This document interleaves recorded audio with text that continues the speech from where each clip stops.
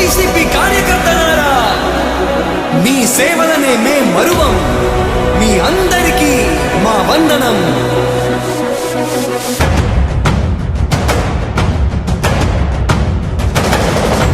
రాణి భగ భగ చావే ఎదురుగా అయినా అదరని ధైర్యంలా, లక్ష్యం మరువక పంతం విడువక యుద్ధం గెలిచెను సైన్యంలా.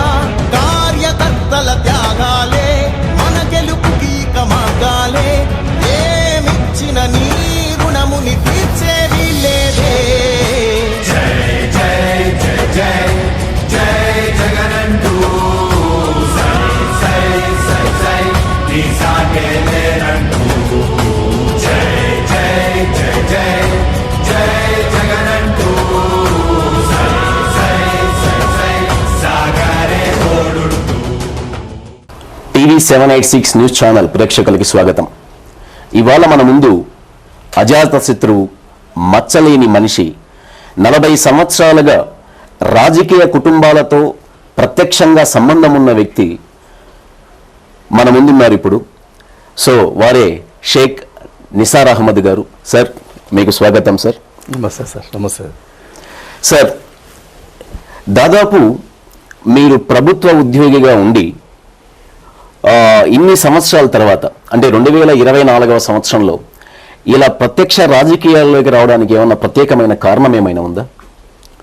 యాక్చువల్లీ రాజకీయాల్లో మా ఫ్యామిలీ ముందు నుండి సంబంధం ఉండే ఫ్యామిలీనే మాది. చాలా దగ్గర 1980s 85 నుండి కూడా మేము రాజకీయాల్లో, మా ఫాదర్ అయితే చిన్నప్పటి నుండి రాజకీయాలు రాజారెడ్డి గారితో సన్నిహితంగా ఉంటూ ఆ టైం నుండి కాంగ్రెస్ పార్టీకి చేసుకుంటూ, ఆ టైంలో వైఎస్ఆర్ పార్టీ లేదు, కాంగ్రెస్ పార్టీనే ఉండింది. కాంగ్రెస్ పార్టీ నుండి ఫాలోగా చేసుకుంటా ఫాలోవర్గా ఉన్నాడు. ముందు నుండి రాజకీయాలు అనేది మాకేం కొత్త కాదు. మా ఫ్యామిలీ పరోక్షంగా రాజకీయాల్లో డైరెక్ట్గా లేకపోయినా ఇండైరెక్ట్ రాజకీయాల్లో మా ఫ్యామిలీ ఉంటా ఉండేది. కానీ నేను ఒక ప్రభుత్వ ఉద్యోగ జాబ్ వచ్చినందుకు నేను ప్రభుత్వ ఉద్యోగ జాబ్ చేసుకుంటూ ఇంకా డైరెక్ట్ జాబ్తో ఎంప్లాయీగా ఉంటూ చాలా వరకు నేను పని చేస్తూ వచ్చినాను. కానీ నేను జాబ్ చేసేటప్పుడంతా చూసినప్పుడంతా నాకు కూడా ఒక కోరిక కలిగేది. ఎందుకంటే డైరెక్ట్ రాజకీయాల్లో వస్తేనే ప్రజలకు ఏదో సంథింగ్ మనం చేయగలం అనేది ఒక కోరిక నాకు ఉండింది.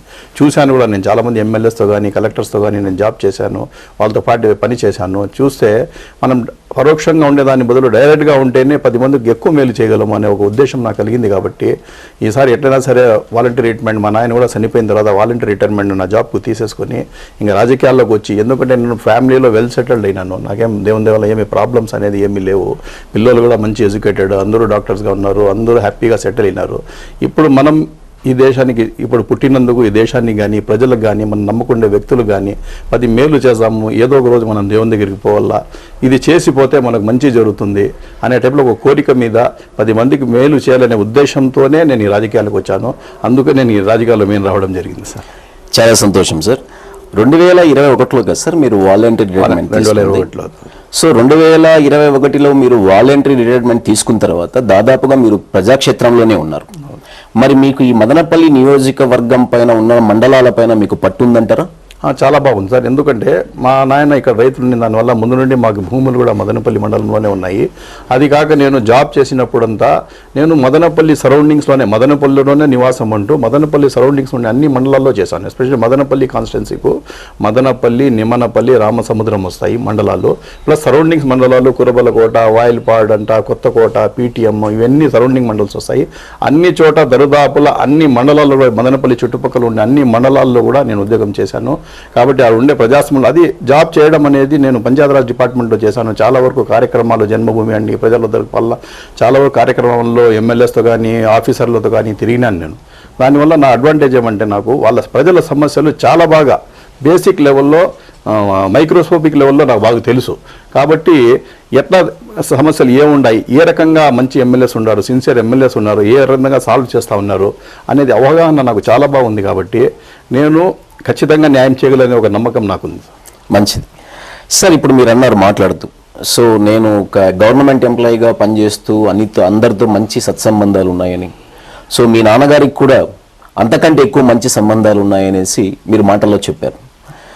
సో మేము విన్నది ఏంటంటే వైఎస్ రాజారెడ్డి గారు కానీ రాజశేఖర్ రెడ్డి గారు కానీ ఎప్పుడైనా మదనపల్లికి వస్తే సో మీ ఇంటికి కూడా వచ్చేవాళ్ళని తెలిసింది. అంత సన్నిహిత సంబంధాలు ఉన్నాయా మీతో వాళ్ళకు? అవును, అప్పుడు కాంగ్రెస్ పార్టీ ఉండేటప్పుడు ఆ టైంలోనూ కూడా రాజారెడ్డి గారు ఫాలోవర్గా ఆయన ఉన్నారు. రాజారెడ్డి గారు, వైఎస్ రాజశేఖర రెడ్డి గారి ఫాదర్ రాజారెడ్డి గారు ఫాలోవర్గా ఉన్నారు. ఆయన తరచూ మదనపల్లికి వచ్చినప్పుడు, బెంగళూరు పోయేటప్పుడు కూడా మా ఇంటికి వచ్చేసి మా నాయనతో పలికరిచ్చేసి ఎట్లా ఉండవు ప్యారేజ్ అని చూసిపోయేదానికి వచ్చాను నేను నీకు అని చెప్పి అక్కడ నుండి ఆయన బయలుదేరిపోయేవాళ్ళు. నేను కూడా అప్పుడు చిన్నగా ఉండి అడిగేవాడిని, ఎవరు ఈ పెద్ద అంటే ఆయన వచ్చి పులివెందుల సింహం రా, ఏమనుకున్నావు, ఆయన చాలా పవర్ఫుల్ వ్యక్తి అనే టైప్లో ఆయన చెప్పేవాడు. నిజంగానే ఆయన వచ్చినప్పుడంతా మనకు వచ్చి కలిసిపోవాలి. ఆ టైం నుండి రాజకీయాల్లో మా ఇంటికనే కాదు, ఒక 10 ఇండ్లకు వస్తా ఉంటే మా ఇల్లు కూడా ఒకటి, దాంట్లో ఆయన వచ్చేవారు. దాని తర్వాత రాజశేఖర రెడ్డి గారు కూడా ఇక్కడ వచ్చినప్పుడు చాలా వరకు ఏదైనా ప్రాబ్లమ్స్ ఉండేటప్పుడు వచ్చి మా నాయన దగ్గరికి వచ్చి కలిసేసి, మా నాయన కూడా తరచూ ఆయన దగ్గరికి పోయేవాళ్ళు. ఆయన కూడా ఇక్కడ వచ్చినప్పుడు ఒకసారి మా ఇంటికి వచ్చేసి కలిసేసి ఏదైనా ప్రాబ్లమ్స్ ఉంటే ఎట్లా సాల్వ్ చేయాలి, మనము ఏమి చేస్తే మనకి ఈ ప్రాబ్లమ్స్ సాల్వ్ అవుతాయి అని ఒక ఇది తీసేసుకొని మా నాయన కూడా ఆయన కారులో కూర్చోబెట్టుకొని ఊర్లో తిరిగి అన్ని సెటిల్మెంట్ చేసి, అన్ని ఏదైనా మంచి చెడ్డలు చూసి పీస్ రావాలి మదనపల్లిలో అని చెప్పి ఏదైనా ప్రాబ్లమ్స్ ఉంటే అప్పటికప్పుడే సెటిల్ చేసి ఆయన పొజిషన్లో ఉన్న, రూలింగ్లో ఉన్న ఇదే పని చేసేవాడు.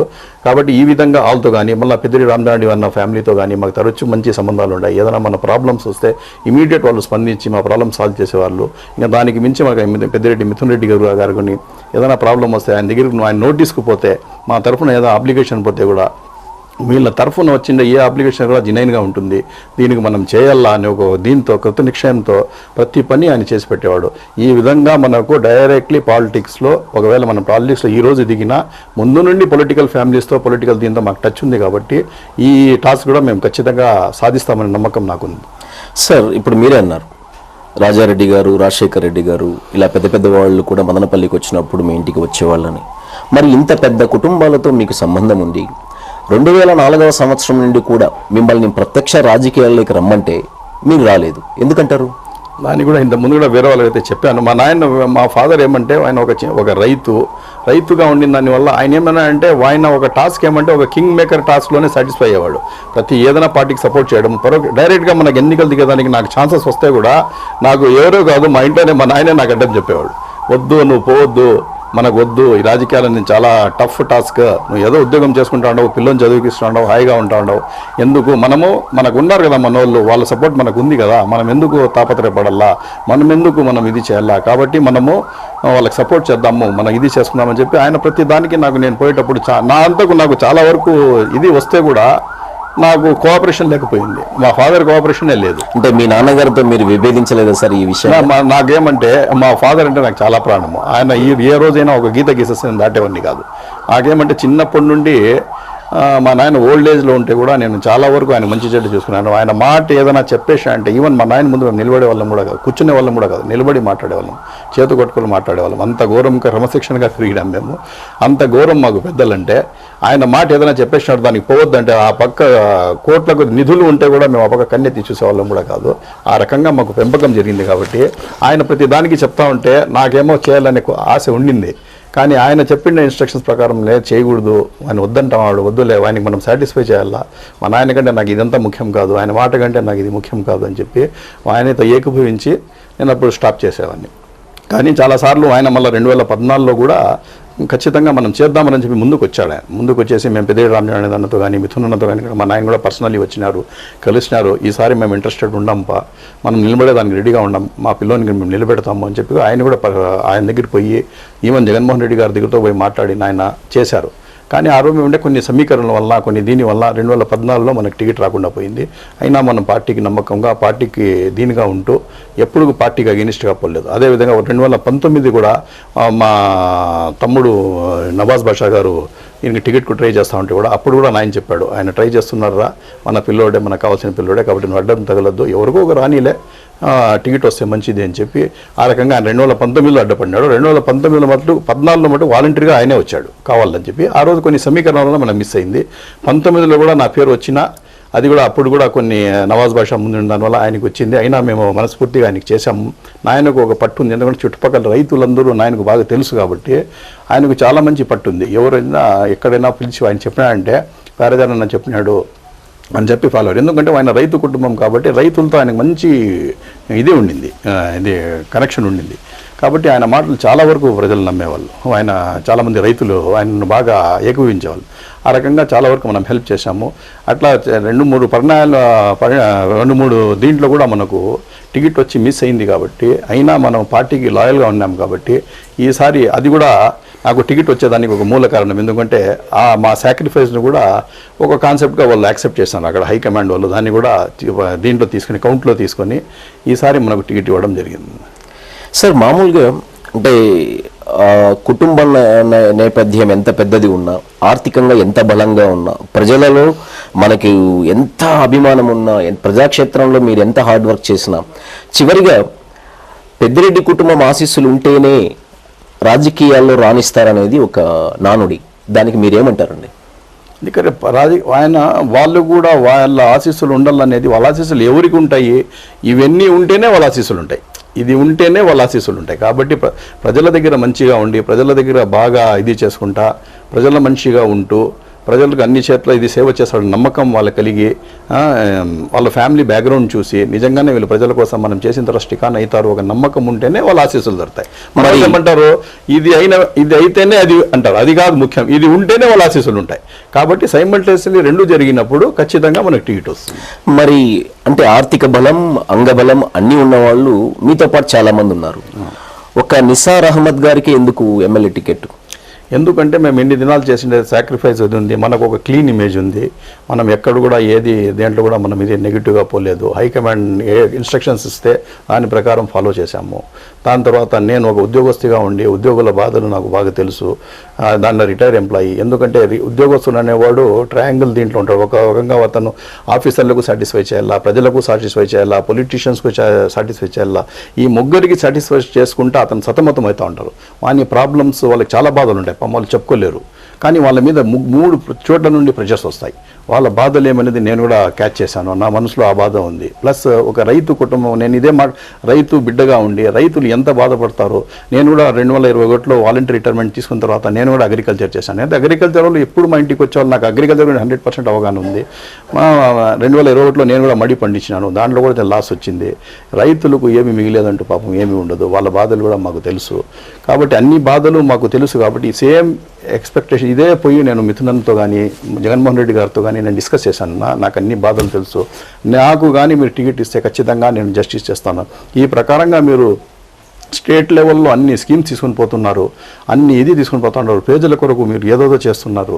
నాకు ఒక అవకాశం ఇవ్వండి, మీరు చేసేది దాన్ని కరెక్ట్ గ్రాస్ రూట్ లెవెల్లో పోయేదానికి. ఎందుకంటే ఆ బాధ నాకు తెలుసు కాబట్టి మీ అన్ని స్కీమ్స్ను గ్రాస్ రూట్ లెవెల్లో తీసుకొని పోయి పబ్లిక్ నేను మేలు చేయగలను నమ్మకం నాకు ఉంది, నాకు ఏంటి అని చెప్తే వాళ్ళు నా రిక్వెస్ట్ను మన్నించి, సరే ఈసారి నీ మీద నాకు నమ్మకం పెడుతున్నాము, మీ ఫాదర్ అంతా బ్యాక్గ్రౌండ్ మీద చూసిన తర్వాత ఈసారి మీకు నీ రిక్వెస్ట్ను మన్నించి మీకు ఈసారి టికెట్ ఇస్తాము, నువ్వు నమ్మకంగా ప్రజల కోసం కార్యకర్తల కోసం అహర్నిశలు అవైలబుల్గా ఉండి నువ్వు వాళ్ళకు సేవ చేస్తాను నమ్మకం నాకు ఉంది అని చెప్పి నమ్మకంతో మాకు ఈసారి టికెట్ ఇవ్వడం జరిగింది.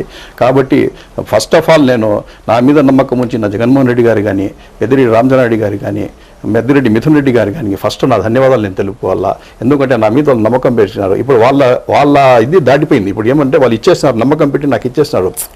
ఇప్పుడు నేను నిరూపించుకునే టైం వస్తుంది. కాబట్టి వాళ్ళు ఏ నమ్మకం నా మీద పెట్టారో ఆ నమ్మకాన్ని 100% నిరూపించి, మేము చేసిండే డెసిషన్ 100% కరెక్ట్, మేము నిసార్కి ఇచ్చిండేది 100% కరెక్ట్ అనేది వాళ్ళు ఫీల్ కావాలేటో నేను చేస్తానని నేను హామీ ఇస్తాను. మళ్ళీ టమాటా రైతులు ఉన్నారు, ఫుడ్ ప్రాసెసింగ్ యూనిట్ లేదు. ఎందుకంటే టమాటాలు చాలా కష్టపడి రైతులు పండిస్తారు. పండించిన వెంటనే ఏమవుతుందంటే ఒకసారి రేట్లు బాగుంటుంది, ఒకసారి రేట్లు లేనప్పుడు అది రోడ్లలో పారవేసే పరిస్థితి వస్తుంది. ఆ పరిస్థితిని దాటివేయాలని చెప్పి మనము ఒక ఫుడ్ ప్రాసెసింగ్ యూనిట్ టైప్లో టమాటా ప్రాసెసింగ్ యూనిట్ ఒకటి కానీ పెట్టేశామంటే ఆ టమాటా ప్రాసెసింగ్లో వాళ్ళు కోల్డ్ స్టోరేజ్ మాదిరి దాన్ని స్టోర్ చేసుకోవచ్చు, మళ్ళీ రేట్లు ఇచ్చేట్టు అమ్ముకోవచ్చు. ఏదో కొద్ది గొప్ప వాళ్ళ బాధలు ఉండేటప్పుడు వాళ్ళ పరిస్థితి ఇదవుతుంది.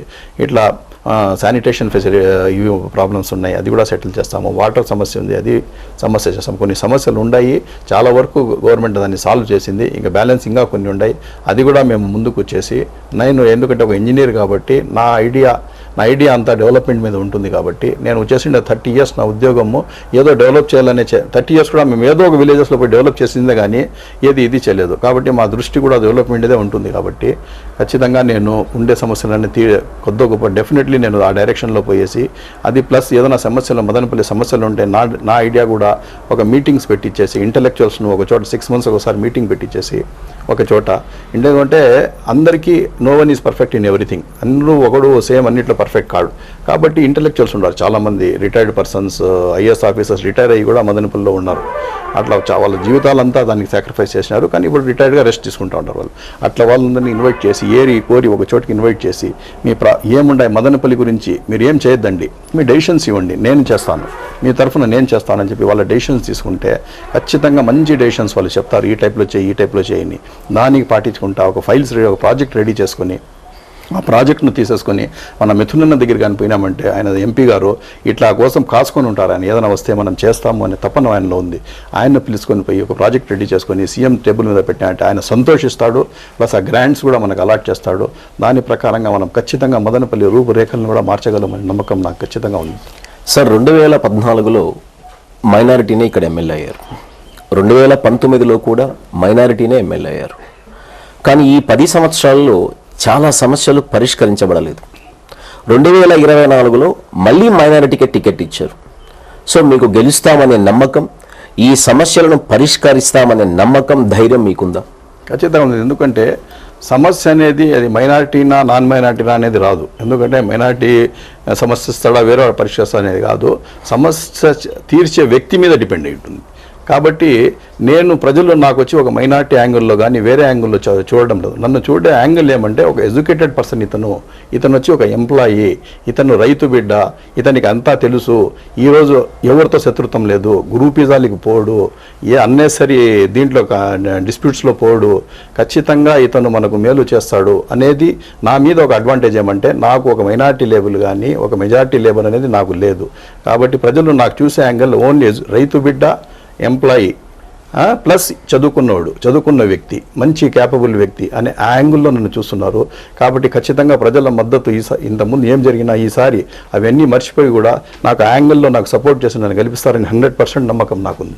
మరి మైనారిటీస్ కూడా చాలా సమస్యలు ఉన్నాయి కదా సార్, ఇంతకుముందు 10 సంవత్సరాల్లో కొన్ని పరిష్కరించబడలేదు, ఈసారి మీరు ఖచ్చితంగా చేస్తానని మీరు అంటున్నారు. మరి మైనారిటీస్కు మీరు ఏ విధంగా భరోసా ఇవ్వబోతున్నారు? మైనారిటీస్లో మీరు చెప్పినట్టు సమస్యలు ఉన్నాయి. మైనారిటీస్లో చాలా వరకు పేదరికం ఉంది, అన్ఎంప్లాయ్మెంట్ ఉంది, ప్లస్ చాలామంది ఆడపిల్లలకు ఇది పేదరికం వలన చాలామంది ఆడపిల్లలకు మ్యారేజ్ చేసే స్టేజ్లో కూడా పేరెంట్స్ లేరు. వాళ్ళు ఏదో ఒక తోపుడు బండ్లు పెట్టుకొని, రిక్షాలు తప్పుకొని, ఆటోలు తప్పుకొని జీవితాలు గడుపుతూ ఉన్నారు. చాలా వరకు నేను చూశాను. బిలో పవర్టీ లైన్లో ఒక 70 to 80% కమ్యూనిటీ బిలో పవర్టీ లైన్లో ఉంది. దీనికి అప్లిఫ్ట్ చేయాలంటే మనకు గవర్నమెంట్ సహాయం అంతా మన జగన్మోహన్ రెడ్డి గారు డిఫరెంట్ టైప్ ఆఫ్ స్కీమ్స్ పెట్టేసి వాళ్ళకి చేయూత ఇస్తున్నాడు, వాళ్ళకు లిఫ్ట్ చేయాలని చెప్పి చేస్తున్నారు. అయినా ఇంకా కొద్దిగా మనం చేసేది ఇంటర్నల్లీ చేసేది కూడా ఉంది. మనకు వచ్చి ఒక బైతుల్ మాల్ అని ఒక సంస్థ ఏర్పాటు చేసి వాళ్లకు ఎక్కడ ఉండే కూడా కొంతమంది బైతుల్ మాల్ అనే సంస్థ ద్వారా చాలామంది నిధులు మనం సమీకరించుకొని మనం ఏదైనా డబ్బు ఉండేవాళ్ళు, ఫైనాన్షియల్లీ సౌండ్ ఉండే ముస్లిమ్స్ ఒక నిజాయితీ పరులైన దానికి హెడ్స్గా చేసి వాళ్ళకు తీసుకుని వచ్చి ఆడ హెడ్గా పెట్టి ఈ సమస్యలను జగన్మోహన్ రెడ్డి గారు గవర్నమెంట్ తరఫు నుంచి స్కీమ్స్ కాకుండా ప్లస్ ఇవి కూడా వాళ్ళకు చేదోడు బదోడుగా ఉంటూ వాళ్ళ హెల్ప్ చేసుకుంటూ, ఎస్పెషల్లీ మైనారిటీ గర్ల్స్కు మ్యారేజెస్ సమస్య కానీ అన్ఎంప్లాయ్మెంట్ సమస్య కానీ తీర్చేదానికి వాళ్ళు దానికి ఫైనాన్స్ చేస్తారు. ఫైనాన్స్ అంటే వితౌట్ జీరో ఇంట్రెస్ట్ వాళ్ళకి హెల్ప్ చేస్తారు. ప్లస్ ఈ టైప్లో మన జరిగిండే ఈ సంస్థ బాగా జరిగేది చూసి వేరే వాళ్ళు కూడా ఈ సంస్థకు ఫండ్స్ ఇస్తారు. ఈ రకంగా వాళ్ళకు చాలా వరకు తోడ్పాటు అయ్యి 100% సాల్వ్ చేస్తామని నేను చెప్పను, కానీ ఖచ్చితంగా వాళ్ళకు తోడ్పాటు అవుతుంది. ప్లస్ ఇంకోటి వచ్చిందనో ఇప్పుడు షాదీ మహల్స్ ఉన్నాయి. షాదీ మహల్ ఒకటి మనకు వాళ్ళు కొంచెం చేసి ఇన్కంప్లీట్లో ఉంది, చాలా సంవత్సరాలుగా ఇన్కంప్లీట్లో ఉంది. అది దాన్ని కూడా కొంచెం గవర్నమెంట్ మిథునన్న సహకారం తీసుకొని దానికి పూర్తి రకంగా కంప్లీట్ చేసి పేద ఆడపిల్లలకు వీళ్ళకు దీంట్లో నుండి డబ్బు ఫైనాన్స్ చేసి దాంట్లో మ్యారేజెస్ చేపిస్తే చాలా వరకు సమస్యలు తీరుతాయి. ప్లస్ ఇంకా చాలా వరకు సమస్యలు ఉన్నాయి. అవన్నీ కూడా నేను ఖచ్చితంగా డీప్ లెవెల్లో వాళ్ళతో కూడా మీటింగ్స్ పెట్టించేసి మీ సమస్యలు ఏమి అని చెప్పి తెలుసుకొని వాళ్ళని కూడా నలుగురిని అందరు కూర్చోబెట్టి సమస్యలు వాళ్ళకు ప్రతి దాంట్లో విజిట్ చేసి ఏమేమి సమస్యలన్నీ నోట్ చేసుకొని అవన్నీ సాల్వ్ చేయడానికి ఖచ్చితంగా ట్రై చేస్తాను. నాకు నమ్మకం కూడా ఉంది. నేను మైనారిటీస్ అనే కాదు, ప్రతి మతాల్లో కూడా ప్రతి దీంట్లో కూడా ఇట్లా సమస్యలు చాలా వరకు ఉన్నాయి. ఆ మతాలు ఏమున్నాయి వాళ్ళతో వాళ్ళ పెద్దలతో కూర్చోబెట్టుకొని మీ సమస్యలు ఏమి, మేము ఏం చేయగలము, 100% తీర్చాలంటే నా వల్ల కూడా కాదు, ఖచ్చితంగా నేను ఏదో చేయాలా, ఒక డైరెక్షన్ ఒక స్టెప్ ముందుకేస్తాము. దాన్ని బట్టి మిగతా వల్ల కూడా ఒక ఇది ఉంటుంది. చేద్దామనే నమ్మకంతో చేయాలనేది నాకు నష్టం ఉంది. అన్ని మైనార్టీస్ అనే కాదు, అన్ని మతాలు కూడా ఈ ఉండే సమస్యలను కూడా నేను మెయిన్ ఫస్ట్ బ్రీఫింగ్ వాళ్ళ దగ్గర నుండే తీసేసుకొని ఏం సమస్యలని స్టడీ చేసి ఒక ఎట్ట చేయాలని చెప్పి మిథునతో డిస్కస్ చేసి ఇవన్నీ తీసుకుని పోయి జగన్మోహన్ రెడ్డి గారితో డిస్కస్ చేసి ఏ రకంగా సాల్వ్ చేద్దామని వాళ్ళ సహకారంతో ఖచ్చితంగా సాల్వ్ చేస్తాం సార్. ఇప్పుడు మీరు అన్నారు సమస్యలను మేము పరిష్కరించడానికి అన్ని ప్రయత్నాలు చేస్తామని, కానీ మన రాష్ట్రంలో దాదాపు దేశంలో ఎక్కడా లేని విధంగా ఎన్నో సంక్షేమ పథకాలను తీసుకొచ్చారు. ఈ సంక్షేమ పథకాలు మీరు అనుకున్నట్టుగా పేదవాళ్ళకి, ఎస్సీ, ఎస్టీ, మైనారిటీ, బీసీ వర్గాలకు చెందాలని రాష్ట్ర ముఖ్యమంత్రి గారు నిజంగానే ప్రయత్నించారు. ఇవన్నీ నిజంగా ప్రజలకు చేరుతున్నాయా? ఒకవేళ చేరుతుంటే ఈ సంక్షేమ పథకాలు మీ గెలుపుకు ఎంతవరకు ఉపయోగపడతాయి?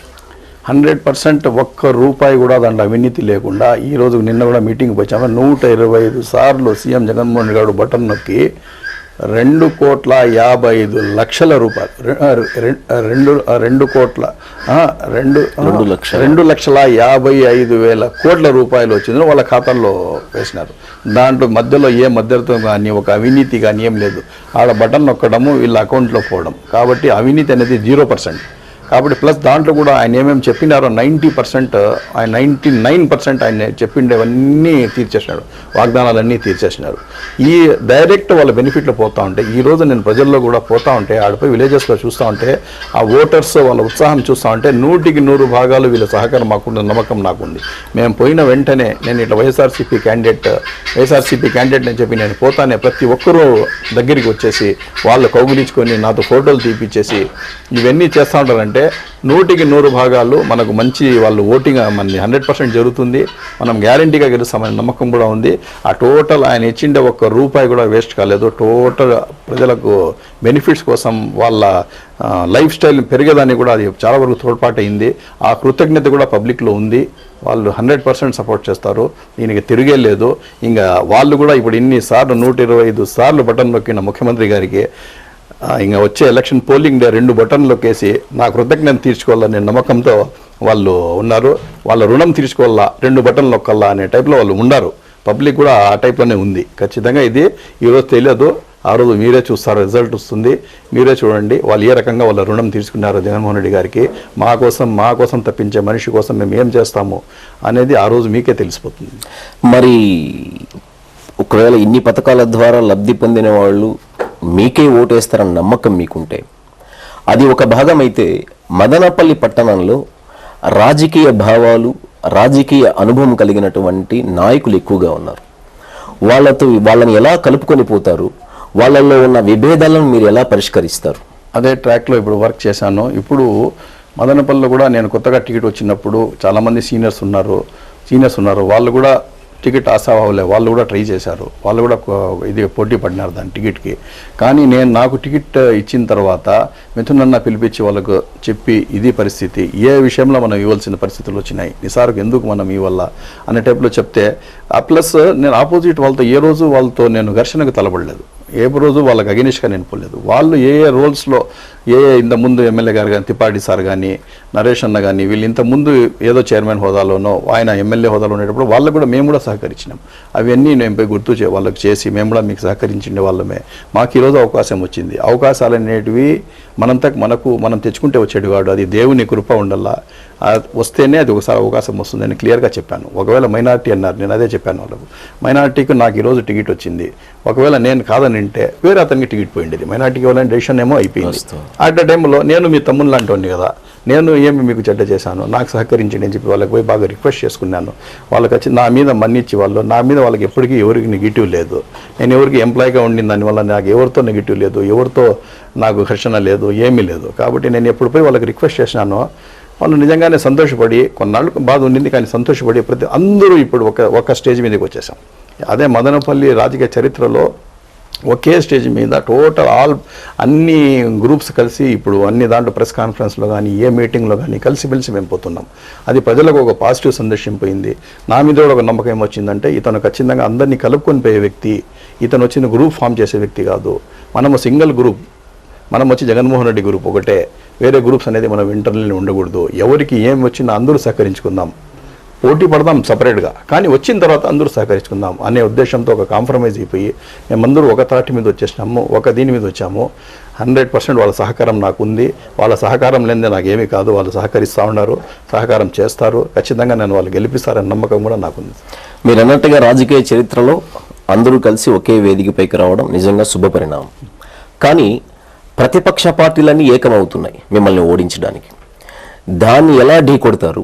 వాళ్ళకి ఏ విధంగా సమాధానం చెప్తారు? దానికంతా ఒకటే బాణం మనకు, జగన్మోహన్ రెడ్డి గారి సీఎం గారి బాణం. ఎందుకంటే ప్రజలకు జగన్మోహన్ రెడ్డి గారికి ఆల్రెడీ ఒక టైఅప్ వచ్చేసింది. ఎందుకంటే డైరెక్ట్ జగన్మోహన్ రెడ్డి గారు ఈ పక్క ఓటర్ కనెక్షన్స్ ఆల్రెడీ ఫామ్ అయిపోయింది. బాండ్ 55 to 60% క్యాప్చర్ హృదయాలని క్యాష్ చేసేసినాడు ఆయన. కాబట్టి ఆయన 55 to 60% ఆయన క్యాచ్ చేసేసినప్పుడు మధ్యలో పోయే వాళ్ళు ఏమి చేసినా ఆ బాండింగ్ పోదు. ఇప్పుడు మనం చేయాల్సింది ఒకటే, మనం ఏమంటే మైనస్ ఉండకుండా జీరో ఉంటే కూడా మనం 55% ప్లస్లోనే ఉంటాం, 55-60 ప్లస్లో ఉంటాం. అందువల్ల క్యాండిడేట్ ఆయన చూసి మంచి వ్యక్తికి ఇవ్వడం కూడా ఎందుకు జరుగుతూ ఉందంటే జగన్మోహన్ రెడ్డి గారు ఆయనకి మైనస్ వచ్చిందంటే ఆయన 55 గ్రాఫ్ కిందికి వెళ్ళిపోతుంది. కాబట్టి ఆయన గ్రాఫ్ మెయింటైన్ చేసుకుంటా మామూలు క్యాండిడేట్లు ఉంటే కూడా ఆ బాండింగ్ బలబరి పడిపోయింది. కాబట్టి ఖచ్చితంగా అది ఈక్వేషన్ సెట్ అవుతుంది, గెలుపుకు 100% నాంది అవుతుంది. కాబట్టి ఎంతమంది ఎవరు ఏకమైనా ఏది వచ్చినా ఆ బాండింగ్ను విడదీయలేరు. ఎందుకంటే ఈరోజు ఫామ్ అయ్యేది కాదు. జగన్మోహన్ రెడ్డి గారు పదే చెప్తున్నారు, ఒక్కసారి నాకు గెలిపిస్తేనే నేను ఇంత మంచి చేయగలిగినాను, ఇంకా రెండోసారి మూడోసారి గెలిపిస్తే నేను ఏమి చేయగలను. ఈరోజు ఏదైనా మనం ఒక చిన్న ఇది డెవలప్మెంట్ కావాలంటే కూడా ఒక చెట్టు నాటినామంటే ఇమీడియట్ రిజల్ట్ ఉండదు. ఆ చెట్టు నాటిన తర్వాత 5 సంవత్సరాల తర్వాత 10 సంవత్సరాల కాయ కాస్తుంది. అది ఫ్రూట్స్ మనం తింటాం. ఈరోజు జగన్మోహన్ రెడ్డి గారు నాటిండే చెట్లు వేసిండే విత్తనాలు ఖాళీగా పోవు. ఆయన వేసిండే వాళ్ళు అప్లిఫ్ట్మెంట్ ఫ్యామిలీస్కి ఇచ్చినారే. ఇంకా రాబోయే సంవత్సరాల్లో ఆ రోజు ఫీజు రింబర్స్మెంట్ చేసి రాజశేఖర రెడ్డి గారు ఎంత డెవలప్ చేసినా, ఆ రోజు ఫీజు రింబర్స్మెంట్ చేసి ప్రజలకు ఎట్లా ఆదుకున్నారంటే ఈరోజు అమెరికా, కెనడా, బ్రిటన్ ఏడు చూసినా చదువుకునే వాళ్ళు ఆంధ్ర వల్లే ఎక్కువ ఉన్నారు. అది ఆయన పెట్టిండే భిక్ష, ఆయన పెట్టిండే దీపమే. ఆ రకంగా ఆ రోజు ఆయన నాటిండేది ఈరోజు మనం ఫ్రూట్స్ తింటున్నాం. ఈరోజు జగన్మోహన్ రెడ్డి గారు చేస్తూ ఉండేది కేవలం 540 రోజుల్లో ఏదో చేశారు ఆయన. ఆ దీంట్లో చేసిండేది వచ్చింది, ఆయన రాసిండే విత్తనాలు వచ్చింది, ఎక్కడి వరకు పోయినాయి. అది రిజల్ట్స్ మనం రాబోయే దినాల్లో చూస్తాము. కానీ వీరికి మిరాకిల్స్ ఆంధ్రప్రదేశ్లో జరగబోతున్నాయి. అన్ని విలేజెస్ అన్ని అబ్నార్మల్గా అప్లిఫ్ట్ అవుతాయి. మనకు మంచి రెవెన్యూస్ వస్తాయి. వాళ్ళు కూడా సంపాదించి ఎక్కడ లేని డబ్బు మన ఆంధ్రాకి పంపిస్తారు. మన ఫైనాన్షియల్ స్టేజ్ మన స్టేట్ది పెరుగుతుంది. అది ఇంకా రాబోయే దినాల్లో మనం చూపడతాం. అందుకోసమే ఒక్కసారి కాదు, రెండోసారి, మూడోసారి కూడా మనం జగన్మోహన్ రెడ్డి గారే మాకు సీఎం కావాలా, ఇట్లా నాయకుడు మనకు ఉండాలని చెప్పి ఆ బాండింగ్ నేను చెప్పాను, ఆ బాండింగ్ వాళ్ళు కోరుకుంటా ఉన్నారు. అది ఈ రోజుతో తెగిపోయే బాండింగ్ కాదు. ఎన్ని అపోజిషన్ పార్టీలు ఒకటైనా, దేశంలో ఉండే అన్ని అపోజిషన్ పార్టీలు ఒకటి వచ్చి ఏం చేసినా ఈ బాండింగ్ను మనం కట్ చేయలేరు. 100% తిరిగి జగన్మోహన్ రెడ్డి గారు సీఎం కావడం తథ్యం, ఎంపీ మిథున్ రెడ్డి గారు ఎంపీ కావడం తథ్యం. సంతోషం సార్, మీకు అంత నమ్మకం ఉన్నందుకు. కానీ ఒక సూటి ప్రశ్న సార్, దాదాపు ఇంతకు మునుపు కానీ అంతకు మునుపు కానీ 10 సంవత్సరాలుగా మైనారిటీకే సీటు కేటాయిస్తున్నారు. ఎందుకు అంటే దాదాపు 37% నుంచి 40% వరకు మైనారిటీ ఓట్లు ఉన్నాయి, అందుకని మైనారిటీస్కి ఇస్తున్నారు అని అంటున్నారు. అంటే మీకు మిగతా ఓట్లు అవసరం లేదంటారా? మైనారిటీకి ఇస్తే ఇప్పుడు ఏమైందంటే, ఇప్పుడు టోటల్ 175 సీట్లకు గాను ఆంధ్రప్రదేశ్లో కేవలం 7 సీట్లు మైనారిటీస్ కేటాయించినారు. నేను అనేది ఏమంటే, ఒక గార్డెన్ ఉంటుంది. ఆ గార్డెన్ యజమానికి ఎట్లుంటుందంటే, ఆయన గార్డెన్లో, ఆయన తోటలో అన్ని రకాల పూలు ఉండాలని ఆయన కోరుకుంటాడు. ఎందుకంటే అన్ని రకాల పూలు ఉంటేనే అందం. ఆ రకంగా మన జగన్మోహన్ రెడ్డి గారు కూడా సామాజిక న్యాయం పాటించి అన్ని కులాల వాళ్ళు అసెంబ్లీలో ఉంటే, ఒక స్టేట్ యాజ్ యూనిట్ తీసేసుకుంటే అన్ని కులాలు ఉంటేనే ఆ స్టేట్ అసెంబ్లీ కూడా హంగు ఉంటుంది, చూసేదానికి ఉంటుంది. ఎందుకంటే ఆయన owner of this one assembly. కాబట్టి ఆయన కోరుకునేది ఏమంటే అన్ని మతాలు ఉండాలి, అన్ని కులాలు ఉండాలి. ఆ రకంగా ఆ డిస్ట్రిబ్యూషన్లో 7 సీట్స్ వచ్చింది ముస్లిమ్స్కు కేటాయించినారు ఆల్ ఓవర్ స్టేట్స్లో. ఆ 7 సీట్స్ వేరే పార్టీలు ఎవరు ఇంతవరకు కేటాయించింది లేదు. వాళ్ళు ఊరికే చెప్తారు, మేము అది చేస్తాం, మైనార్టీ ఇది చేస్తామని చెప్పి నిరూపించుకోవాలి కదా. ఊరికే అది పెట్టేస్తాం, ఇది పెట్టేస్తాం, పెట్టి చూపిస్తే కదా. ఇప్పుడు జగన్మోహన్ రెడ్డి గారు 7 సీట్లు కేటాయించినారు టోటల్. దాంట్లో మదనపల్లిలో ఇక్కడ మంచి హిందూస్ ముస్లిమ్స్లో కానీ అందరితో మంచి ఒకటి ఉంది, అది ఇది ఉంది. కాబట్టి మదనపల్లి సీటు కూడా ఆయన కేటాయించి ఇదే మాట చెప్పారు కూడా, మనము 170 సీట్లు గానో 7 సీట్లు మనం ఇస్తున్నాం. ఆ 7 సీట్లలో మదనపల్లి ఒకటి. కాబట్టి అందరూ సహకరించండి. మిగతా చోట్ల ముస్లిమ్స్ అందరూ మనకు సహకరిస్తూ ఉంటారు. కాబట్టి మీరు ఇక్కడ సహకరించేసి అన్ని పూలు, ఒక గార్డెన్లో అన్ని పూలు ఉండేటట్టు ఒక ఇల్లును కూడా అక్కడ పెట్టండి, చూసి బాగుంటుంది, సామాజిక న్యాయం అనేది ఉండాలా అనే కోరిక మీద మదనపల్లిని కేటాయించడం జరిగింది. దీన్ని కూడా మన పబ్లిక్ కూడా మంచిదిగా స్వీకరించినారు. అవును, కరెక్ట్, మొత్తం స్టేట్లో వీళ్ళు మనకు సపోర్ట్ చేస్తున్నారు. మనం గెలిపించాల్సింది 7 కాన్స్టిట్యున్సీస్లోనే వీళ్ళకు.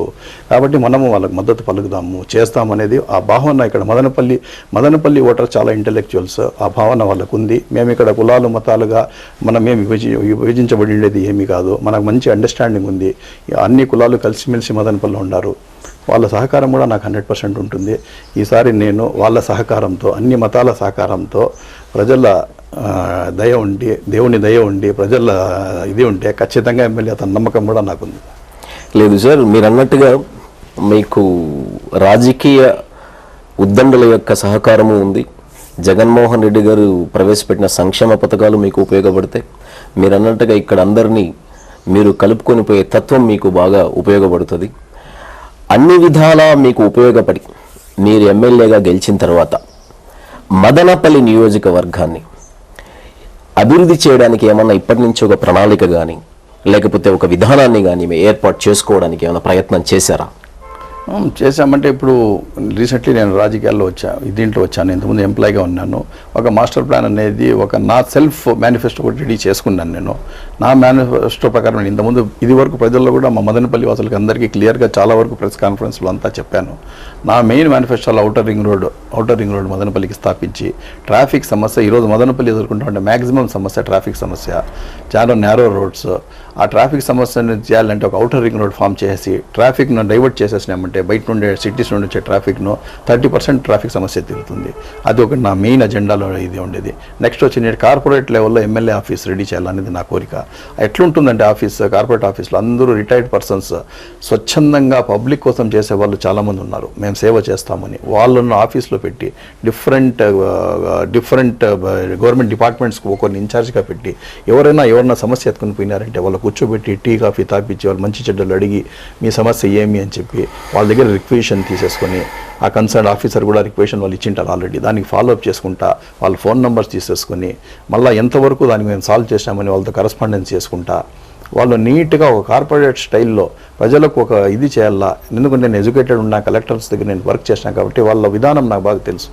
ఆ రకంగా కార్పొరేట్ స్టైల్లో ఒక ఆఫీస్, ఎమ్మెల్యే ఆఫీస్ ఓపెన్ చేస్తే అది వచ్చి చాలా వరకు మారదేశం ఉంది. ఆఫీస్కి మనం అడుగు పెట్టేసినామంటే మా ప్రాబ్లం సాల్వ్ అవుతాయి నమ్మకం ప్రజలకు ఉండాలా. ఆడ మన గౌరవం పెట్టి మన అన్ని సమస్యలు వింటారు అనే నమ్మకం వాళ్ళకు ఉండాలి. ఆ టైప్లో చేయాలని అనుకున్నా. ప్లస్ ఇక్కడ ఒక స్టేడియం కూడా ప్లేయర్స్కు వాళ్ళకు ఒక స్టేడియం లేదు. ఎందుకంటే అంత గ్రౌండ్స్ ఉన్నాయి, కానీ ప్రైవేట్ కాలేజెస్వి వాళ్ళవి గవర్నమెంట్ కాలేజెస్ గ్రౌండ్స్ ఉన్నాయి. ఇక్కడ ఒక మంచి స్టేడియం ఒకటి ఏర్పాటు చేసి ఆడుకుంటే వాళ్ళకి మంచి మంచి మ్యాచెస్, టోర్నమెంట్ జరిగేటట్టు. ఎందుకంటే ప్రపోజల్స్ చాలా వరకు జరిగినాయి, చిన్న ఊర్లలో కూడా స్టేడియంలు జరిగిపోయినాయి. మనం కూడా ఒక స్టేడియంకు ప్రపోజల్ తీసుకొని పోయి మిథునన్న సహకారంతో, సీఎం జగన్మోహన్ రెడ్డి సహకారంతో ఒక మంచి స్టేడియం కట్టించాలా. దాని తర్వాత వచ్చింది టమాటాది చెప్తుంది. రైతులు ఎదుర్కొంటున్న పెద్ద సమస్య. మాకు మేజర్ పంట వచ్చే టమాటానే ఈడ. అట్లా టమాటా ప్రాసెసింగ్ యూనిట్ ఒకటి ఓపెన్ చేసి వాళ్ళ సమస్యలు చేయాల. వీవర్స్కు కూడా చాలా వరకు వాళ్ళకు లోన్స్ ఉన్నాయి, వాళ్ళ ఇబ్బందులు ఉన్నాయి, వాళ్ళకు హౌస్ సైట్స్ ఉన్నాయి. మళ్ళీ ప్లస్ వచ్చి రోడ్స్, విలేజెస్లో వచ్చిన రోడ్స్, సిమెంట్ రోడ్స్ నిర్మాణం ఉంది. మౌలిక సదుపాయాలు వాళ్ళకు చేయాలంటే సిమెంట్ రోడ్స్ ఉన్నాయి, డ్రైన్స్ ఉన్నాయి, కొన్ని వచ్చి ట్యాంక్స్ కట్టాలా. వాటర్ సమస్యను కూడా తీర్చాలా. Summer storage tank MP Mudireddy గారి సహకారంతో, ఇంత ముందు ఉండే దీని సహకారంతో ఇది కూడా క్లియర్ అయిపోయింది. సమ్మర్ స్టోరేజ్ కూడా క్లియర్ అయిపోయింది, 90% అయిపోయింది. ఇప్పుడు దానికి ఫుల్గా మనం వాటర్ను నింపుకొని ఆ వాటర్ చేసుకుంటే గ్రౌండ్ టేబుల్ పెరుగుతుంది. దానివల్ల బోర్స్ కానీ ఇవి కానీ ఛార్జ్ అయిపోతాయి. ఆ సమస్య కూడా తీర్చేసి ఒక పైప్ లైన్స్ వేసి వాటర్ సమస్యను కూడా తీర్చేసి, ఇంతకుముందు మదనపల్లి వచ్చిన 1980s దాంట్లో మదనపల్లి కంబైన్డ్ ఆంధ్రప్రదేశ్లో ద బెస్ట్ మున్సిపాలిటీగా ఉండింది. అంత మంచి ఇది ఇక్కడికి వచ్చినామంటే జనాలు సంతోషపడేవాళ్ళు. ఈరోజు కొన్ని కారణాల వల్ల అది సరిగ్గా దానికి అదే స్టేజ్లో మనం తీసుకొని లేకపోయినాము.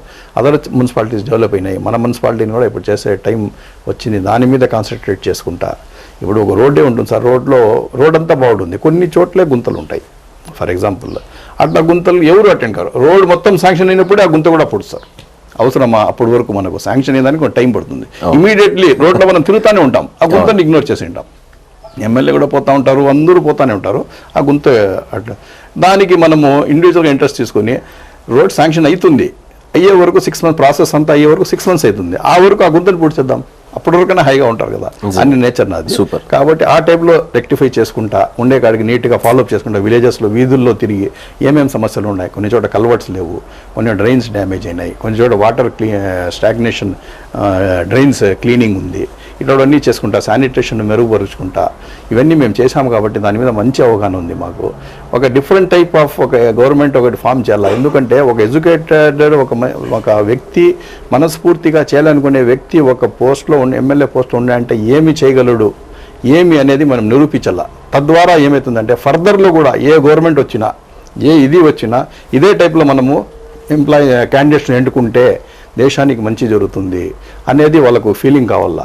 అది కూడా సార్ మనం ఇక్కడ పుట్టినాము పెరిగినాము, ఈ దేశం మనకు ఎంతో ఇచ్చింది, ఎంతో మనకు చేసినాం. ఇప్పుడు ఆల్మోస్ట్ 60 years లైఫ్, దగ్గర 60 years లైఫ్ మనం గడిపేసినాం, మన కోసం, మన పిల్లల కోసం, మన చదువుల కోసం గడిపేసినాం. బ్యాలెన్స్ కొన్ని దినాల్లో లైఫ్ ఉంటుంది, అది దేవుడు ప్రసాదిస్తే. అదైనా ప్రజల కోసం చేద్దాము, ఏదో మన దేశం కోసం మనం చేద్దాము అనే తాపత్రయంతో నిజంగా వచ్చాను. కానీ నా మనసులో ఉండే మాట నేను చెప్తున్నాను, అది వేరే వాళ్ళకి ఏమో అని, కానీ ఇది యాక్చువల్లీ నా డీప్ హార్ట్లో నుండి వచ్చే మాట. ఇది నేను చేయాలనే తపన కూడా నాకుంది. అట్లీస్ట్ నేను 100% చేయకపోయినా ఒక డైరెక్షన్లో పోతా కాబట్టి నెక్స్ట్ జనరేషన్స్కు అది నెక్స్ట్ ఎమ్మెల్యేగా టికెట్ తీసుకునే వాళ్ళు కూడా ఇదే డైరెక్షన్లో పోక తప్పదు. ఎందుకంటే ఒక రూట్ ఫామ్ అయ్యే స్టార్ట్ అవుతుంది కాబట్టి వాళ్ళు కూడా ఇదే రూట్లో ఫామ్ కావాలా. దానికోసం ఈ రాజకీయాల్లో నేను రావడం జరిగింది. సార్, చాలా రోజులుగా మదనపల్లి ప్రజలు ఒక సమస్యను వేలెత్తి చూపుతున్నారు.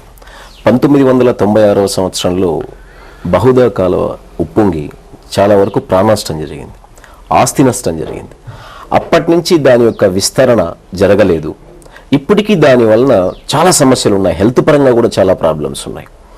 సో దానికి సంబంధించి మీరు, ఎందుకంటే ఇప్పుడు మీరు మాట్లాడిన దాంట్లో మీ ప్రణాళిక కానీ మీరు ఆలోచిస్తున్న విధానాలు చాలా బాగున్నాయి. ఇవి జరిగితే నిజంగా మదనపల్లి నియోజకవర్గ ప్రజలు అదృష్టవంతులే. దానికి సంబంధించి కూడా ఏమైనా ప్రణాళిక చేసుకున్నారా? ఆ రోజు బాహుదా ఉప్పొంగి ఎంత అయిందంటే మాకు కూడా ఈ పక్కనే ఉండేది, మా అనుకునే ఉండేది బాహుదా కూడా. దానివల్ల మాకు కూడా చాలా లాస్ జరిగింది. దానికి కారణం వచ్చేది యాక్సిడెంట్. అట్ ఏ టైం ఎప్పుడూ లేని విధంగా వాటర్ రెయిన్ కురవడం వల్ల ఇప్పుడు సర్ప్లస్ ఫేర్లో పైన ఉండే మా మదనపల్లికి పైన కొన్ని ట్యాంక్స్ ఉన్నాయి. ఆ ట్యాంక్స్లో అబ్నార్మల్ వాటర్ ఫ్లో, ఇన్ఫ్లో ఎక్కువ వచ్చేసి అవుట్ఫ్లో తగ్గిన దానివల్ల అది పైనుండి పొంగిపోయి ఆ కట్టలు డ్యామేజ్ అయిన దానివల్ల మనకు అప్స్ట్రీమ్ సైడ్లో ఆ చెరువులు ఉండిన దానివల్ల ఒకేసారి ఆల్ ఆఫ్ సడన్ వచ్చి నీళ్లు వచ్చి ఒక చెరువు నీళ్లు వచ్చి ఒకేసారి కొన్ని నీళ్లు వచ్చి మదనపల్లి మీద పడిపోయే దానివల్ల ఈ యాక్సిడెంట్ జరిగింది. ఎప్పుడు అది తరచూ జరగదు. అయినా మీరు చెప్పినట్టు ఖచ్చితంగా బాహుదాది కూడా టేకప్ చేయాలి. ప్రికాషన్స్ కూడా లేవు, ప్రికాషన్స్ లేవు. దాన్ని కూడా టేకప్ చేయాలా. ఇప్పుడు ఇరిగేషన్ డిపార్ట్మెంట్ వాళ్ళతో మాట్లాడేసి ఏమి చేయాలా దాని గురించి ఏమైనా ప్రపోజల్ పెట్టించేసి మదనపల్లి బౌండరీస్లో బాహుదా ఇప్పుడు టచ్ చేస్తుందో బాహుదాకి మనం ఏమి చేయాలో, రివర్ ప్రొటెక్షన్ వర్క్స్ అంటారు, సైడ్లో రివెట్మెంట్లు కానీ అవన్నీ, నేను ఇంజనీర్ కాబట్టి నాకు బాగా తెలుసు. అది రివర్ ప్రొటెక్షన్ వర్క్స్ ఉంటాయి. దానికంతా ప్రొటెక్షన్స్ చేసుకుంటూ పైన ఏదైనా ఎన్క్రోచ్మెంట్స్ ఉంటే తీసేసి దానికి బాగా స్లోప్స్ మెయింటైన్ చేసేసి గ్రేడియంట్లు మెయింటైన్ చేసి మధ్యలో ఏదైనా సిల్ట్ గిల్ట్ ఉంటే అవి తీసేసి వాటర్ ఫ్లో పడిన ఒక ప్రతి చుక్క ఒక ఇక్కడ నుండి ఆ మూలకు మదనపల్లి దాటేయాలి. ఆ రకంగా మొత్తం తీసేది ఆ ప్రణాళిక కూడా రెడీ చేసి అది కూడా ఒక ప్రాజెక్టే మీరు చెప్పినట్టు. అది ఇరిగేషన్ డిపార్ట్మెంట్. ఎందుకంటే సార్ మదనపల్లికి హార్ట్ ఆఫ్ ది సిటీలో లాగా ఉన్నాయి ఈ బాహుదా కెనాల్ వెళ్ళేది. అవునవును. సో ఎవరైనా ఆంధ్ర ఊటీ అనే అభిమానంతో మీరు అన్నట్టుగా మంచి వాతావరణం ఉండింది. ఇప్పుడు ఆ వాతావరణం తగ్గిపోతుంది, దీనివల్ల కొంత డ్యామేజ్ కూడా జరుగుతుంది. అట్లాగే రాష్ట్ర ప్రభుత్వం తక్కువ కాలంలోనే దాదాపు రాష్ట్ర వ్యాప్తంగా 16 మెడికల్ కాలేజీలు ఇవ్వడం జరిగింది. నిజంగా ఇది చాలా ఎనానమస్ వర్డ్ అనమాట ఒక మెడికల్ స్టూడెంట్స్కి. ఎందుకంటే మనకు చాలా రేషియో తక్కువ కూడా ఉంది. కానీ పబ్లిక్ ఏంటంటే ఇంకా ఆ మెడికల్ కాలేజ్ రూపుదిద్దుకోలేదు, ఇంకా డెవలప్ జరగలేదు. 2024లోనే 23వ సంవత్సరంలోనే ప్రారంభం జరుగుతుందని చెప్పేసి అన్నారు. 2024వ సంవత్సరంలో అన్న మెడికల్ కాలేజ్ ప్రారంభిస్తారా? స్వాతంత్రం వచ్చినప్పటి నుండి మన జగనన్న గవర్నమెంట్ ఫామ్ చేసేంత వరకు 2019లో ఫామ్ చేసేంత వరకు మన ఆంధ్రాలో కేవలం 11 గవర్నమెంట్ కాలేజీలే ఉన్నాయి. 11 2019 వరకు. ఈయన అధికారం తీసుకున్న వెంటనే 15-16 ఏదో సంథింగ్ ఉంది ఫిగర్, 17 ఏదో గవర్నమెంట్ కాలేజ్లో అలాట్ చేశాడు. ఇది చరిత్రలోనే రికార్డ్ బ్రేక్. ఇది కూడా పబ్లిక్లో మనం తీసుకుని పోయే విషయం. మీరు చెప్పింది అది మామూలు విషయం కాదు. 17 గవర్నమెంట్ కాలేజెస్ శాంక్షన్ జరిగినాయి. దానివల్ల అట్ ఎ టైం అంత హ్యూజ్ పరిణామంలో ఒక మెడికల్ కాలేజ్ చేయడం అనేది చాలా పెద్ద ప్రాజెక్ట్.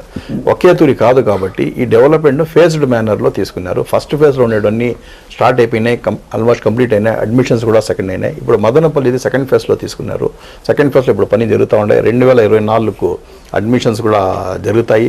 2024లో దేవుని దయ ఉంటే, ఖచ్చితంగా ప్రజల ఆశీస్సులు ఉంటే, మిథునన్న చేతుల మీద, నా మీద చేతుల మీద అది ఓపెన్ అవుతుంది. కాలేజ్ కూడా ఈవెన్ సీఎం జగన్మోహన్ రెడ్డి గారు కూడా వస్తారేమో తెలియదు మనకు. ఆ టైప్లో చేసేసి ప్రజలకు అది అంకితం చేస్తాము. 2024లో 100% అది కంప్లీట్ అవుతుంది. పనులు కూడా చాలా బాగా జరగాలి. నేను కూడా సందర్శించడం జరిగింది, చూశాను. ఆ కన్సర్న్ ఇంజనీర్స్తో మాట్లాడాము. వాళ్ళు కూడా చాలా డే అండ్ నైట్ వర్క్ చేస్తున్నారు. 2024లో 100% కాలేజ్ స్టార్ట్ అయిపోతుంది. సార్, అన్నీ ఎక్స్ప్లెయిన్ చేశారు. మంచి ప్లానింగ్తో, మంచి భవిష్యత్తును ప్రజలకు అందించాలనే ఉద్దేశంతో అన్నీ బాగా ప్లాన్ చేశారు. సో మీరు అనుకున్నట్టుగా నాయకుల సహకారం ఉంటుందని మీరు అంటున్నారు, ప్రజల సహకారం మీకు ఉంటుందని మీకు అంటున్నారు. వై నిసార్ అహ్మద్? ఎందుకు నిసార్ అహ్మద్కి ఓటేయాలి? వై నిసార్ అహ్మద్ ఎందుకు ఓటేయాలంటే, అంటే సంక్షేమ పథకాలను చూసి వేయాలా, లేకపోతే రాష్ట్ర అభివృద్ధిని చూసి వేయాలా? ఎందుకు నిసార్ అహ్మద్ గారికి ఓటు వేయాలి? వై నిసార్ అహ్మద్ అనే దానికంటే ముందు వై జగన్మోహన్ రెడ్డి గారు అనేది ఫస్ట్ క్వశ్చన్ వస్తుంది. సీఎం గారిని చూసే నార్మల్లీ మనకు ఓటింగ్ అంతా ప్యాటర్న్ జరుగుతుంది. ఇప్పుడు ప్రజల మైండ్లో ఏముందంటే, మనకు జగనన్న తిరిగి రావాలా, జగన్మోహన్ రెడ్డి గారు తిరిగి సీఎం కావాలనేది ఒకటి ఆల్రెడీ వచ్చేసింది. కాబట్టి నేను చెప్పాను కదా, ఆయనకు 55% మార్క్స్లో ఆయన వచ్చేసాడు. ఇప్పుడు మనకు అడిషనల్ ఎన్ని మార్కులు వచ్చినా మనకు అంత మెజార్టీ వచ్చేదే లెక్కకు. ఇప్పుడు నేను వై నిసార్ అహ్మద్ అనేది, నేను ఒక ఎంప్లాయీగా ఉండిన దానివల్ల, ఒక రైతు బిడ్డగా ఉండిన దానివల్ల, నేను ఒక కొత్త వ్యక్తి, గ్రూపులు ఇంతకుముందు తగాదాల్లో లేదు, ఏమి తంటల్లో లేము, మనం ఏది ఇది లేదు, అన్ని దాంట్లో మనం క్లీన్ ఇమేజ్లో ఉండిన దానివల్ల నాకు అవకాశం ఇస్తే ఖచ్చితంగా ఏదైనా జస్టిస్ చేయగలడు అనే నమ్మకం కూడా ప్రజల్లో ఉంది. అందువల్ల ప్రజలు కూడా ఈసారి అవకాశం ఆయనకి ఇద్దాము, అతను చేస్తాడు, ఎడ్యుకేటెడ్ పర్సన్, ఒక మదనపల్లికి ఏదైనా ఖచ్చితంగా చేయగలడు అనే నమ్మకం నా మీద పెట్టినారు. నేను కూడా వాళ్ళ నమ్మకాన్ని ఎట్లా నేను ఇది చేసుకోవాలనే దీంతో ఉన్నాను. కాబట్టి జగన్మోహన్ రెడ్డి గారు కానీ, మిథునన్న కానీ ఇంత మంచి లీడర్ స్టాప్లో పెట్టుకొని మనం కూడా కొద్దో గొప్ప కొంచెం సహకారం అందించినామంటే మదనపల్లిలో ఒక మిరాకిల్ సృష్టించవచ్చు. డెఫినెట్లీ సంక్షేమ పథకాలంటే, సంక్షేమ పథకాల వరకు జగన్మోహన్ రెడ్డి గారు మనం ఆయన గురించి అడ్వైస్ ఇచ్చే పనే లేదు. 100% ఆయన చేస్తున్నారు. ప్లస్ స్టేట్ యాజ్ ఎ యూనిట్గా తీసుకొని ఆల్ డెవలప్మెంట్ యాక్టివిటీస్ కూడా ఆయన చేస్తున్నాడు. కానీ మదనపల్లికి సపరేట్గా చేయాల్సింది అది మన నోటీస్లో ఉండాలా. మనం క్యాండిడేట్ కాబట్టి మన నోటీస్లో ఉండాలా, మన పర్సనల్ అజెండా ఉండాలా. ఆ అజెండాను తీసుకొని ఆయన సహకారం తీసుకుంటే ఇవన్నీ చేస్తూ పాటు మనకు కూడా ఆయన తోడ్పాటిస్తాడు. ఖచ్చితంగా ఇవన్నీ కానీ ఇంప్లిమెంట్ చేస్తే వై నిసార్ అహ్మద్ అని ఏదైనా క్వశ్చన్ వేసే వాళ్ళు కూడా కరెక్ట్ ఆన్సర్ వాళ్ళకి అప్పుడు 100% దొరుకుతుంది. సార్, నిసార్ అహ్మద్ గారు అంటే మృదు స్వభావి అని, ఎక్కువగా గట్టిగా మాట్లాడరని, అజాత శత్రువు అని, ఒక వైఎస్ఆర్ కాంగ్రెస్ పార్టీకే కాకుండా అన్ని పార్టీలు అతన్ని అభిమానిస్తాయని అంటారు. ఎందుకు మీరు వైఎస్ఆర్సీపీలోనే పోటీ చేస్తున్నారు? వైఎస్ఆర్సీపీలో నేను ఎందుకు పోటీ చేస్తున్నా అంటే, ఈరోజు నేను యాక్చువల్గా న్యూట్రల్ ప్లాట్ఫామ్ నుండి ఆలోచిస్తే, ఈరోజు ప్రజల కోసం ఎవరైనా ఆలోచిస్తామంటే జగన్మోహన్ రెడ్డి గారే. ఇంతకుముందు వాళ్ళ ఫాదర్ కూడా ప్రజల గురించి ఆలోచించారు కాంగ్రెస్ పార్టీలో ఉండి. కానీ వాళ్ళని కొన్ని రెస్ట్రిక్షన్స్ ఉండేవి. ఏమంటే అదర్ పార్టీస్లో ఉన్నాడు కాబట్టి అన్నీ ఆయన అనుకున్నా కూడా వేరే ఫోర్సెస్ అని చేయనివి. కానీ ఇప్పుడు జగన్మోహన్ రెడ్డి గారు ఇండివిజువల్ సుప్రీమోగా ఉన్నాడు కాబట్టి అన్ని స్కీమ్స్ ప్రజలకు, నేను చూస్తున్నాను ఆయన ప్రజల కోసం ఎంత తప్పిస్తాడు. ఈరోజు ఒక ఫ్యామిలీని ఎత్తుకున్నామంటే అన్ని రకాలుగా బలహీన వర్గాలు ఏ రకంగా అప్లిఫ్ట్ అయినారంటే, మీరు అసలు అన్ని రకాలుగా ఆదుకుంటున్నారు, ఏ ఇబ్బంది లేకుండా. కరోనా పీరియడ్లో చూడండి ఆయన చేసిండే వర్క్ వచ్చిందనో ఎక్సలెంట్. నేను అర్థము అది చూసే ఆయన మీద ఇంప్రెస్ అయ్యాను. సొంత బంధువులు కూడా, పక్కన బంధువులు ఉన్నారు, వాళ్ళకి తిండి లేదంటే మనకెందుకు గమ్మునుండిపో అని చెప్పి తలుపు మూసుకొని కూర్చునే స్టేజ్ అది. ఆ స్టేజ్లో నేను ఉన్నాను, నేను చేస్తాను, నా వాలంటీర్స్ను నేను పంపిస్తాను అని చెప్పి వాళ్ళ దాళమందులకాయలు పంపించేసి, వాళ్ళ వాకిల దగ్గరికి పంపించేసి, తలుపు తట్టి ఏం కావాలని చెప్పి వాళ్ళకి ఇచ్చి, మెడికల్ ఎయిడ్ కానీ వాళ్ళకి సహకారం కానీ ఎక్సలెంట్ జాబ్. ఈరోజు ఎవరండి ఆలోచిస్తారు? ఆ రకంగా ప్రజల కోసం ఆలోచించే వ్యక్తి జగన్మోహన్ రెడ్డి గారు. ఆయన ఈరోజు ఆలోచించారు. 5 సంవత్సరాల్లోనే ఎంతో మందికి, ఎన్ని కోట్ల మందికి మేలు చేశాడు, చాలా మందికి మేలు చేశాడు. ప్రజల మనసులో ఉండిపోయినాయి. ఈరోజు ప్రజలు అంత అభిమానిస్తూ ఉంటారు ఆయనకంటే. ఆయనకి రీజన్గా ఉంది. ఆ రకంగా చూసి ఆయన సాక్రిఫైస్ చూసి ఆయన ఫ్యాన్ అయిపోయాను నేను. యాక్చువల్గా వాళ్ళంటే మనకు మంచి టచ్చే, కానీ ఈ ప్రకారంగా కమిటెడ్ లీడర్, ఈ ప్రకారంగా పేదల గురించి ఆలోచించే లీడర్, ఎస్పెషల్లీ బలహీన వర్గాల గురించి ఆలోచించే వాళ్ళు. వేరే పార్టీలు ఉన్నారు, వాళ్ళు పెత్తందారుల గురించి ఆలోచిస్తారు, పెత్తందారుల గురించి పోటీ పడతారు, వాళ్ళని బాగా చేయాలని చూస్తారు. వాళ్ళు ఆల్రెడీ బాగుంటారు, మీరేం బాగా చేసేది వాళ్ళకు.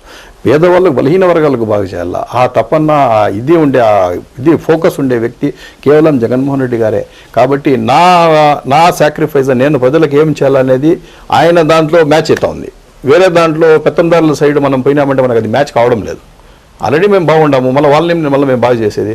కాబట్టి పేదలకు మనం బాగా చేయాలా. కాబట్టి నా సాక్రిఫైస్ నేను ఏదో సంథింగ్ చేయాలనుకునేది వచ్చిందో 100% మ్యాచింగ్ అయితే ఉండేది ఇక్కడే. కాబట్టి నేను జగన్మోహన్ రెడ్డి గారు వైఎస్ఆర్సీపీ కాబట్టినే ఎన్నుకున్నాను. కాబట్టి నేను తీసుకునే డెసిషన్ కూడా 100% కరెక్ట్ అది నమ్ముతా ఉన్నాను. విన్నారు కదా, ఇంతవరకు మనం నిసార్ అహ్మద్ గారితో మాట్లాడాం. 2024 సంవత్సరంలో ఎమ్మెల్యే అయిన వెంటనే నియోజకవర్గాన్ని ఏ విధంగా అభివృద్ధి చెందించాలి, ప్రజలకు ఎటువంటి సమస్యలు ఉన్నా వాటిని ఎలా పరిష్కరించాలి, సో ఒక విధానాన్ని, ఒక ప్లానింగ్ ఏర్పాటు చేసుకున్నారు. నిజంగానే నిసార్ అహ్మద్ గారు అజాత శత్రువు. ఆయనతో 10 నిమిషాలు ఎవరైనా మాట్లాడితే నిజంగా వారికి అభిమానంగా మారాల్సిందే. Hats off to you sir. Thank you. Thank you sir. Thank you. నీవే సారథి, నీవే వారధి, నీవే పిడికిలి పార్టీకే, నీవే చమురివి, నీవే వెలుగువి, నీవే అండవి జెండాకే. ఏం తగిలిన గాయాలే నీ సహనము చూపావే, ఏం అదరక ఏం బెదరక ముందుకు చూపావే. జై జై జై జై జై జగనంటూ సై సై సై సై నీ సాగే లేనంటూ. జై జై జై జై జై జగనంటూ సై సై సై సై సాగారే తోడుంటూ.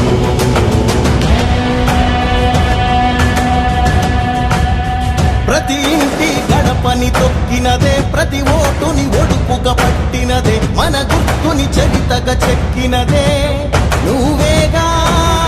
రాజన్న రాజ్యం తెచ్చినదే, జగనన్నని రాజును చేసినదే, నిరుపేదల రాతలు మార్చినదే నువ్వేగా. మరిగిన నెత్తురు నీ దశలే, రగిలితే నిప్పుల ఉప్పెనలే, ఎదురుగా నిలబడు శత్రువులే ఎవరంట. పిడుగులు పడినను పట్టదులే, అడుగుకి అలసట పుట్టదులే, నీ గురి ఎప్పుడు తప్పదులే, పదమంట పదమంట. జై జై జై జై జై జగనంటూ సై సై సై సై నీ సాగే లేనంటూ. జై జై జై జై జై జగనంటూ సై సై సై సై సాగారే తోడుంటూ. ఎంతమంది కలిసొచ్చిన ఎన్నికల యుద్ధం, కార్యకర్తలే